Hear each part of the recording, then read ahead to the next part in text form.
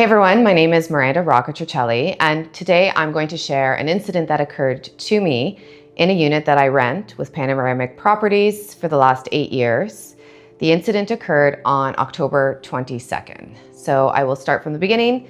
On October 21st, I was in my unit, I was at my desk doing work, and I received a notice around 12:21 p.m. because I looked at the clock and I noticed the time. And the notice that was left under my door explained that they would be coming into my unit the next day, October 22nd, and that they would be looking for a valve. They'd be looking behind the wall for a valve. And I understood that they'd be inspecting or looking at the valve that I have in my living space. And this is a valve that's been there since I moved in. It's accessible to the outside. It's kind of like a check valve. And so I understood they were checking that valve because they've checked it before with a very similar letter, and they've come in, they've left, no issues.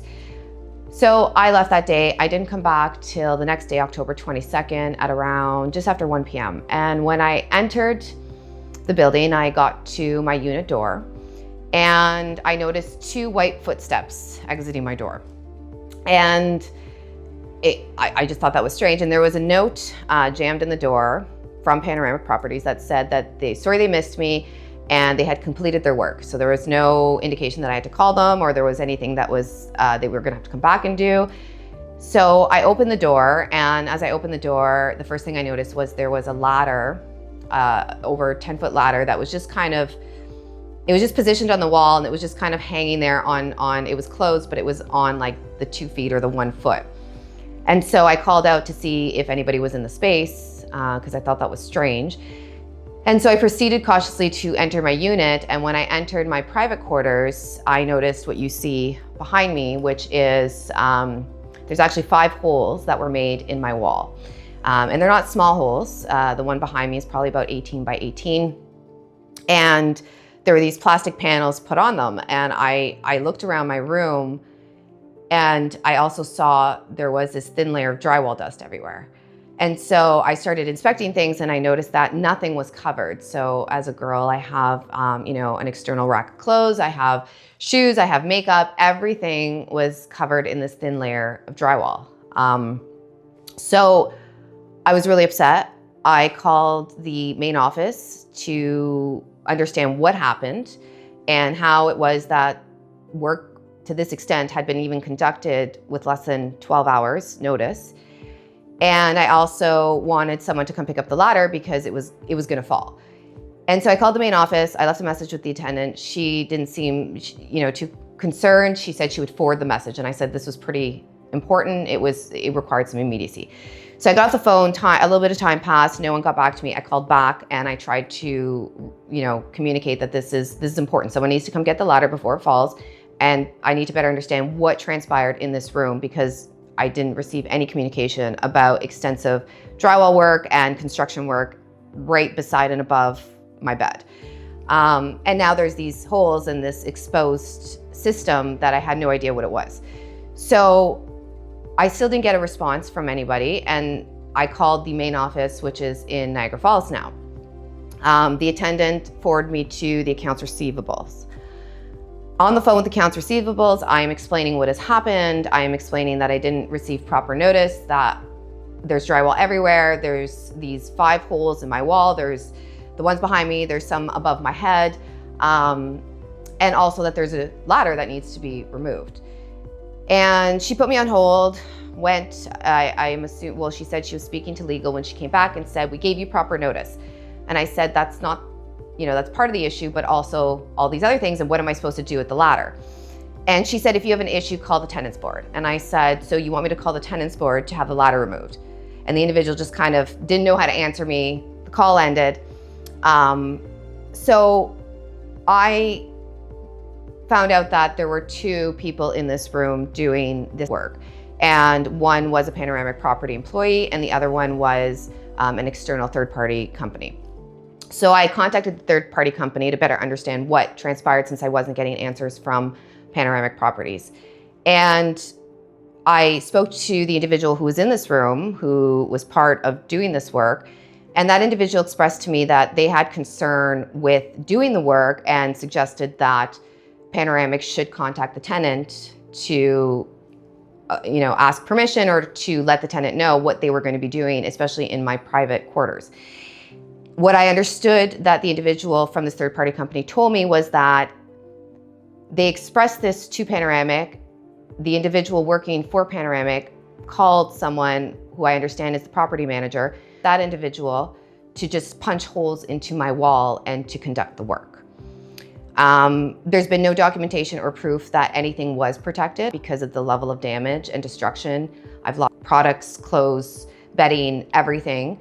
And so after that, I called the property manager and I left her a message, again, trying to get answers and also trying to get the ladder removed.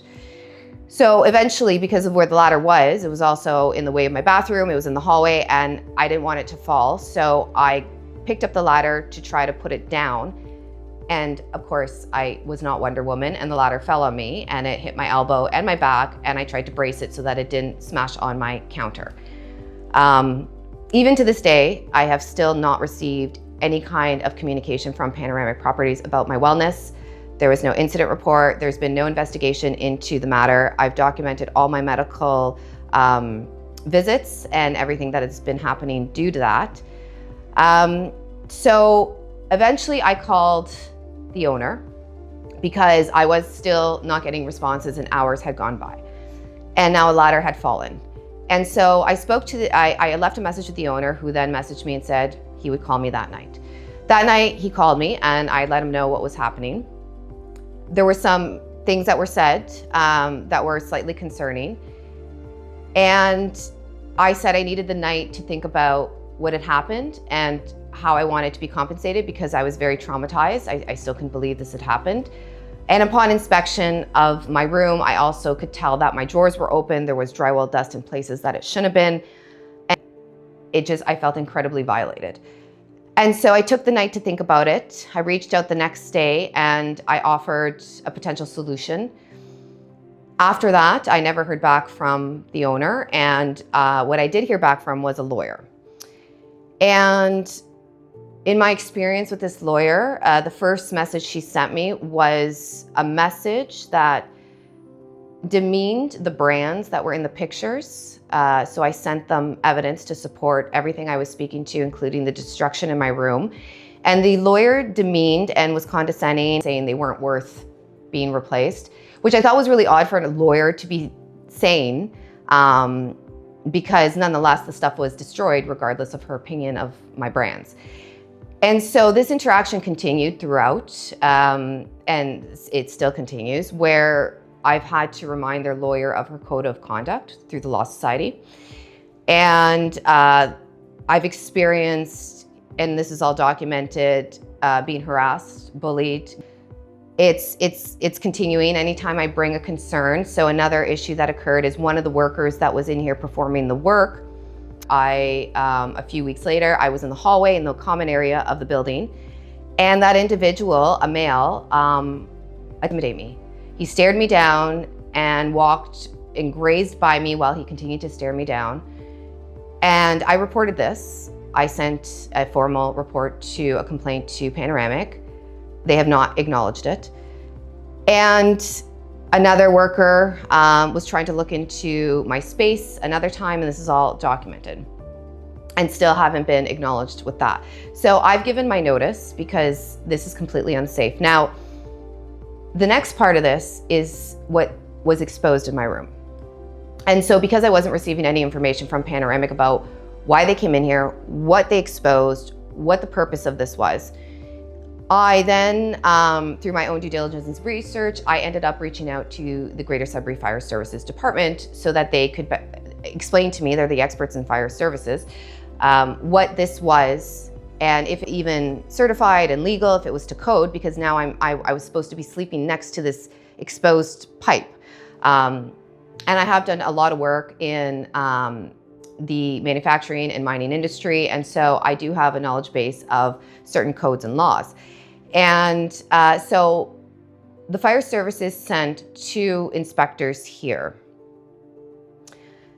They came into the unit. It was an interesting interaction. They spoke to me with a tone at times that I felt incredibly inappropriate, where they raised their voice to me. I specifically asked the fire inspector if this was certified into code because it had been buried behind a wall for 8 years and also locked behind a unit without any signage or indication. I had no idea I was sleeping next to this fire suppression system. So I asked if it was certified, and he said, well, they haven't been able to find it. And I just thought that was a very odd response from a fire inspector, because and I said to him, there's building plans, there's fire, that's not an excuse to compromise people's safety. And so that's when things got even odder. And as the inspectors were leaving, I said, can you please document what you shared with me? And he said no. And I said, I was confused. And he said, if you want, you can research the codes yourself, NFP 24 and NFP 25. So they left, and well, I did my due diligence and I researched the codes. And based on the codes, these systems have to be flow tested every 5 years. They have to be inspected every year. And so I followed up with the inspector. So I emailed him and I confirmed everything that he said to me when he came here. He responded and he said that I had covered what they had said, and he said that the system was, he was kind of dismissive in his language and said, it's all good. What you said is pretty much accurate. And that was the end. And I said, well, so then I had follow-up questions, right? So I need documentation now at this point for insurance purposes. I have an active file with the Landlord and Tenants Tribunal. So everything I'm doing is documented. So I've requested documentation because I can't take hearsay as the word. And so when I sent him the next email and said, well, where's the documentation to show that this is actually to code then, if you're saying that everything's good? And I guess he passed me on to another inspector. So now this is the third fire inspector that I'm now having to communicate with. So this third fire inspector calls me, doesn't give me his full name. And he starts telling me that this is all good, it's all to code. And so I asked him, I said, well, I have the codes, I've studied them. And I said, I need to know through documentation that this is to code. So, can you give me more information? And he said to me, I don't have time to do your research for you. He said, there's a provision that states that you can skip the inspection of certain parts of a system and it's still certified. And I said, well, I have the codes. Can you just quote the provision? And that said, I didn't quote anything. I didn't give you numbers. I'm just telling you there's a provision. And then he said, if you have a problem with the way I'm handling this, you can talk to my supervisor. So sure enough, I asked the supervisor's name, and now I had to escalate it to the supervisor. So I sent the supervisor an email, and the response was, again, very dismissive, very much like, just go away, don't worry, it's all good, we'll deal with it, even though I've said I need documentation to support this. So after that engagement I decided to put in a request, a Freedom of Information request, to acquire the documentation, because I need a piece of paper that says this is to code, the system is compliant and safe, and if there's ever an emergency, it's compliant and we're safe. I haven't received that to this day. So I put in a request, and then I escalated the matter to the Integrity Commissioner based on the conduct and how I had been treated and the things that were said to me, and everything again has been documented. So right now the Integrity Commissioner, my understanding is doing the investigation to better understand what procedural issues there are, et cetera, et cetera. The other piece of this is I also contacted the Bylaw. That was an interesting interaction as well, where the Bylaw came here and looked around, and I understood that they understood the gravity of the situation, and they were going to do everything in their power to try to get this fixed, because I haven't been able to stay here since then, because it's not safe until I know through documentation that it is safe. I also know that with these types of pipes, there could be standing water in that, and we have some pretty harsh winters here, and I don't want to be another casualty or be traumatized again with a pipe rupturing next to my head when I'm sleeping. So I need to know that this has been tested and it's certified. So after the Bylaw officer left here, that individual was in contact with Panoramic, from my understanding, And I understood also in my conversations with the bylaw that they had already a relationship with Panoramic and the property manager where they had dealt with them before. And, you know, it seemed not so formal. And so I followed up with the bylaw officer, and all of a sudden the tone changed. And I was feeling like I was being re-victimized, that my concerns were being dismissed. And now all of a sudden I seemed like I was the villain. That's how I felt. That's my opinion. And so the bylaw officer was basically skating around the issues and not addressing my concerns, which was different than when they came here the first time. And so I asked specific questions about what was going on, if they were going to get this fixed. And I ended up calling the bylaw officer because the responses were just very confusing to me. And again, the bylaw officer hadn't given me the full name, so I only had the first name to go off of. So I couldn't email them or anything. I was just texting them. And the bylaw officer said to me, and this is all documented, that I was the reason why they weren't coming in to fix it, because he understood from the hearsay from whoever he was talking to, which I understood was the property manager, and that I was not permitting them to come in here, and I was threatening to record them. And so I asked the bylaw officer, I said, have you looked at the evidence I provided you with? Because that is all completely inaccurate. In fact, if you looked at the evidence and the letter that they gave me on November 25th, and I'll tell you more about that, it was Panoramic Property that threatened to record my unit. And I had not given any threats. I literally said, permission is valid. I even have work orders that I placed on October 28th that I've been reprised of, that I've given permission to. And my disclaimer is, there's permission to enter if you follow the law. If you don't follow the law, that's not me saying you can't enter, that's the law saying you can't enter. And the gaslighting of it being put on me saying the tenant won't allow us in is not truth. You're allowed in here if you follow the law. And so when I said that to him, his response to me was, yeah, you're right. If I would have looked at your evidence, my decision would have been different. And right there, I thought, this is a person who's in a position of public authority to do his due diligence and to investigate a matter, and chose the hearsay of the respondent versus the evidence from the complainant. And so I eventually let him know that this is all documented and I'm going to be reporting this.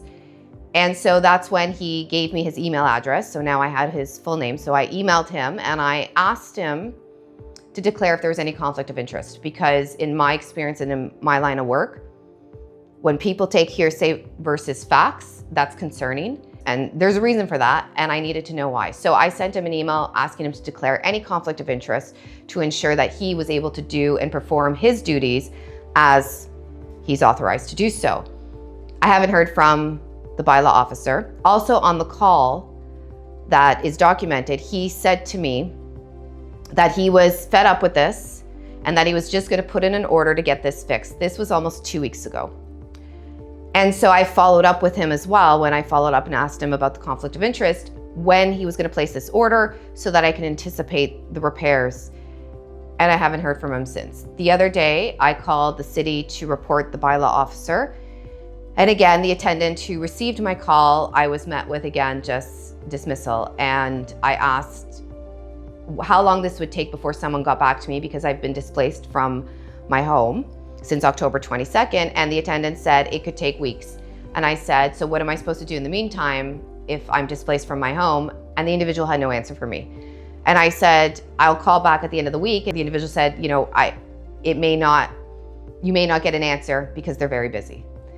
And so it's this experience of constantly, activating a system and feeling that you're dismissed and re-victimized, and it's been incredibly painful. A few other things. So on November 25th, they did put a notice under my door after I had visited the main office. So I decided on November 25th to visit the main office to ask about the work orders that I had submitted on October 28th. I had been reprised. I have emails from the lawyer telling me that they have deliberately skipped me for regular maintenance. So my HVAC filter is still completely coated in drywall. I have that documented, and they refuse to service anything in my unit. So I went to the main office hoping to get a better understanding of what's going on, why are these work orders not being addressed? And when I entered and I lawfully documented the process, I ended up encountering the owner. A lot of inappropriate things were said to me. And one thing that was said when I was explaining that I can't live in the unit was that the owner said to me, if the unit's not to par, then you don't have to pay your rent. And I responded and I said, so you want me to not pay my rent so you can evict me? And there was a lot of things that were said like that, including, so I also had put in a formal complaint. There is a camera that has been installed outside my unit. It's the only camera in all of the common areas in this building. All the other cameras are in the entry and exit points. The only camera in the common areas in the entire building is the only one that's placed outside my unit with a clear line of sight into my unit. And so I had asked them, because there were things that were happening that I thought, this is interesting. So I asked them for a report on when the camera was installed, what the purpose of the camera is, and the line of sight. Again, I had the lawyer who responded telling me that everything, like, this is all good, you don't have to worry about that sort of thing, but didn't provide me with any documentation. Much like the lawyer also told me that the ladder that I sent a picture of when it was in my unit was secured to the wall. By no means is the lawyer an expert in working at heights or ladder safety, which I have created the curriculum for, and I understand that there's a level of expertise that the lawyer was trying to portray that was not there. So when I was in that meeting, the impromptu meeting where I was speaking to the owner also shared with me that I said, I haven't been able to bring my kids to the unit, and the owner said, well, I haven't seen your kids in your unit. And so despite the lawyer telling me that the camera and the breach of privacy, everything's good, I don't need to worry about it, a statement like that is great concern, especially for a mother. And so now the next trigger will be, looking at breach of privacies and where I can go with that, potentially the privacy commissioner. But again, no documentation has been provided, nothing to say that it's all just hearsay and people's words, which in a situation like this really has no weight. And so on November 25th, a notice was placed under my door after that visit at the main office. The letter was very different than any letter I had received. In fact, at first, if I hadn't seen that the property manager put the letter under my door, I actually thought that it was a hoax. There was no letterhead brand. Usually they have their Panoramic Property logo and letterhead with signing authority, which is usually their accounts receivable individual. This was literally a letter that came from a random business, which I wasn't familiar with because it was a numbered business, an address that was in Niagara Falls, a few sentences saying that they were coming in, no reference to the work order, no reference to who's coming in, no reference to the specific work being conducted, and no signing body. And it didn't make it just said the landlord, it didn't say Panoramic. It was incredibly ambiguous and sketchy, to be honest. So I reached out to the lawyer in Panoramic, as I had done countless times, and I probably have over 100 pieces of communication and evidence. And when I sent it to the lawyer, and they came back and again tried to gaslight the situation, saying, just rebuttaling things or attempting to, and then they ceased their entry. And so I did not revoke any kind of entry. It's in writing. And so I said, and then they re-victimized me, just blaming me, saying I'm asking for inappropriate things, like I'm going above and beyond. But the truth is I had people come in here and do the work they did. So my questions of who's coming in here, what are they coming to do, what are the work orders specifically that they're addressing, those are basic safety questions. And based on the intimidation, the harassment, the bullying, and how I've had to give my notice because I don't feel safe here, and as a woman in here, I have every right to ask those questions, and every tenant does. And at this point, I've been completely stonewalled.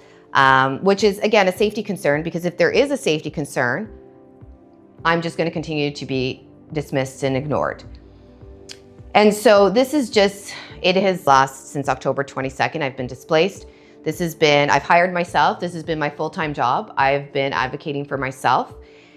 I have been exhausted. I mean, the emotional, the mental, the strain of all of it is, I understand why many people who have reached out to me, who have experienced situations with Panoramic Properties, and I mean, these are their experiences, but it's painful to know that this is what an individual has to go through in order to simply have an organization right their wrong. And I want this to be done with. I think this is just unacceptable. And now that I have to deal with the city and potentially exposing a lack of their due diligence has just added so much more trauma and stress to this. To be spoken to by grown men whose salaries are paid by my taxes, where I am a concerned citizen asking for help. And to this day, I still don't know if this system is certified, if it's valid. What I do know, and based on what the lawyer has recently said to me, which is what I understood in my own research, is that they are searching for valves.